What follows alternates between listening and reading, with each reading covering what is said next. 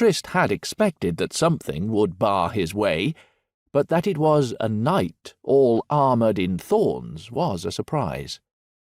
"Let me pass," he said grimly, but the wood-helmed knight gave no response, and Trist could not see his face.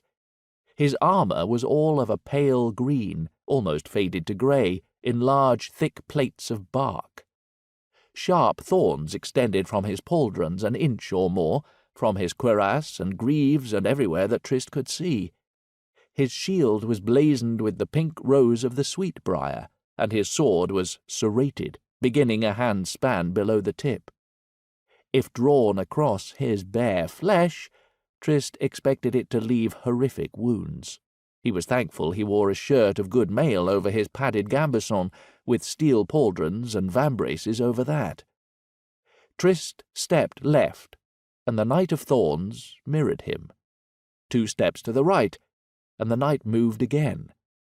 He pulled the unlit torches from his belt and dropped them, and then the sack of food. He had no shield to match, but his blade had the better reach.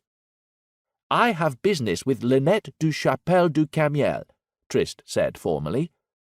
The Knight of Thorns raised his shield and set the tip of his blade in line with Trist's chest.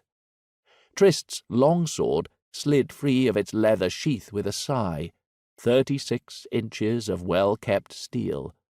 He raised it to his right ear, both hands on the hilt, blade parallel with the ground, tip aimed at the chest of the Thorn Knight. Ox. John Granger, his master-at-arms, had always said that Trist favoured the guard too much, but for all that, Percy could only rarely break it.